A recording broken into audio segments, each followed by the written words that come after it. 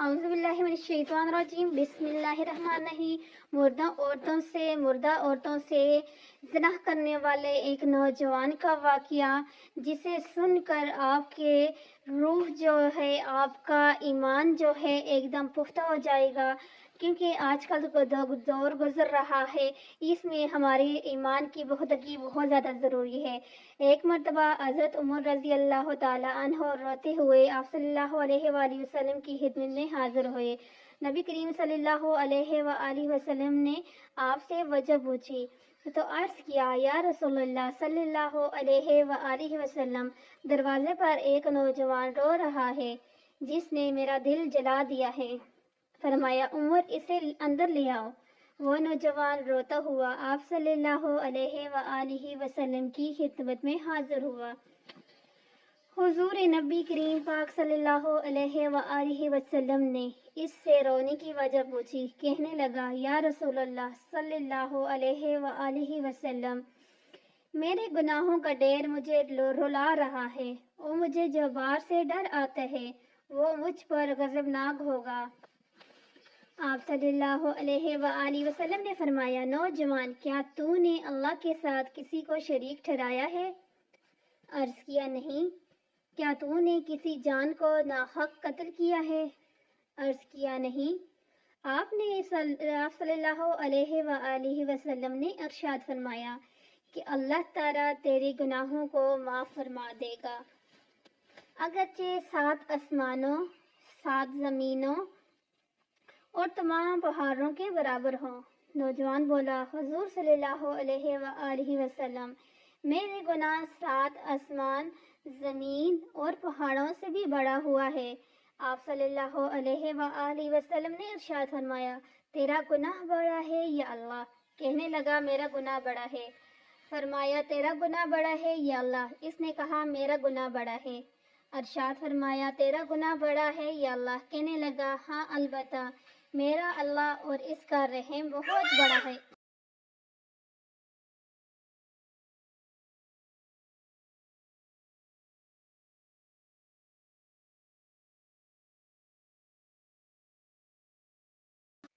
گناہ کا ارتکاب، بس ارشاد فرمایا کہ گناہ عظیم کو خدا عظیم ہی معاف فرمائے گا، جو بہت ہی غفور و درگزر کرنے والا ہے۔ پھر فرمایا، ذرا اپنا گناہ تو بتا۔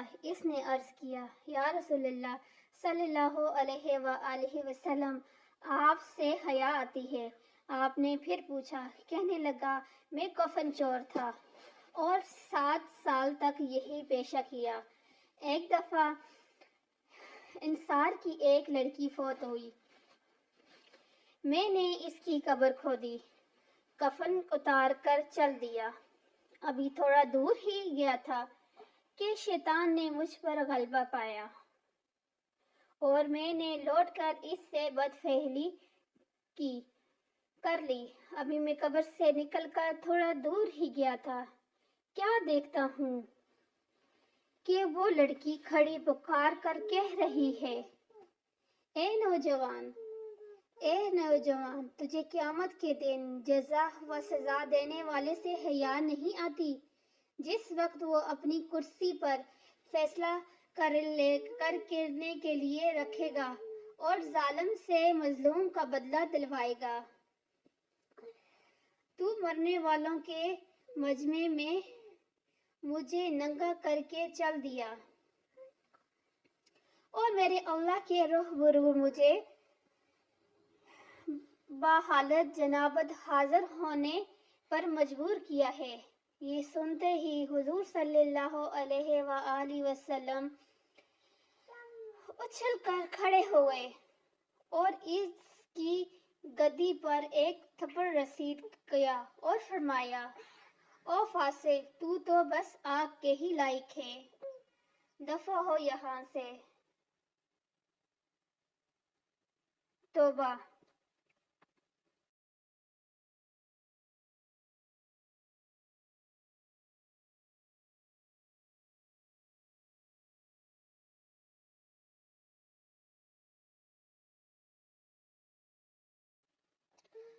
نوجوان وہاں سے نکلا، 40 راتوں تک اللہ کے حضور کرتا کرتا مارا مارا پھرتا رہا۔ 40 راتوں کے بعد آسمان کی طرف سر اٹھا کر کہنے لگا، اے محمد صلی اللہ علیہ وآلہ وسلم کے خدا، آدم اور حوا کے معبود، اگر تجھے میری توبہ منظور ہے تو حضور صلی اللہ علیہ وآلہ وسلم اور آپ کے صحابہ اکرام کو اس کی خبر دے دے، ورنہ پھر آگ بھیج کر مجھے جلا دے اور آخرت کے عذاب سے نجات دے دے۔ اتنے میں جبرائیل علیہ السلام تشریف لائے، سلام کیا اور کہا، اللہ تعالیٰ کی طرف سے آپ صلی اللہ علیہ وآلہ وسلم کو سلام بھیجایا ہے۔ جبرائیل علیہ السلام نے کہا کہ اللہ تعالیٰ فرماتے ہیں، کیا مخلوق کو آپ نے پیدا کیا ہے؟ فرمایا، مجھے بھی اور تمام مخلوق کو اسی نے پیدا فرمایا ہے۔ عرض کیا، اور پوچھتے ہیں کہ کیا آپ مخلوق کو رزق دیتے ہیں؟ فرمایا، بلکہ مجھے بھی اور تمام مخلوق کو اللہ تعالیٰ ہی رزق دیتے ہیں۔ عرض کیا، وہ پوچھتے ہیں، کیا بندوں کے توبہ کو آپ قبول کرتے ہیں؟ فرمایا، بلکہ میری بھی اور تمام بندوں کی توبہ وہی قبول فرماتا ہے۔ پھر فرمایا کہ اللہ تعالیٰ فرماتے ہیں، میں نے اپنے بندے کی توبہ قبول کر لی ہے، آپ بھی اس پر نگاہ شفقت فرمائیں۔ حضور صلی اللہ علیہ وآلہ وسلم نے اس نوجوان کو بلا کر اسے توبہ قبول ہونے کی بشارت سنائی۔ سبق، اس کہانی سے ہمیں کیا سبق ملتا ہے؟ وہ ابھی زیر غور ہے اور بہت یعنی کہ سبق حاصل کرنے والی بات ہے۔ اس واقعے سے ہمیں یہ سبق ملتا ہے کہ عقل مند آدمی کو اس سے سبق لینا چاہیے اور جاننا چاہیے کہ زندہ کے ساتھ زنا کرنا مردے کے ساتھ زنا کرنے سے زیادہ بڑا گناہ ہے۔ اس کی معافی کے لیے حقیقی اور سچی توبہ کرنی چاہیے۔ تو دیکھیں، جب سچی توبہ پیش کی تو اللہ تعالیٰ نے اسے معاف فرمایا دیا۔ اور یہ بھی ضروری ہے کہ جس حیثیت کا گناہ ہو، توبہ بھی اسی درجے کی ہونی چاہیے۔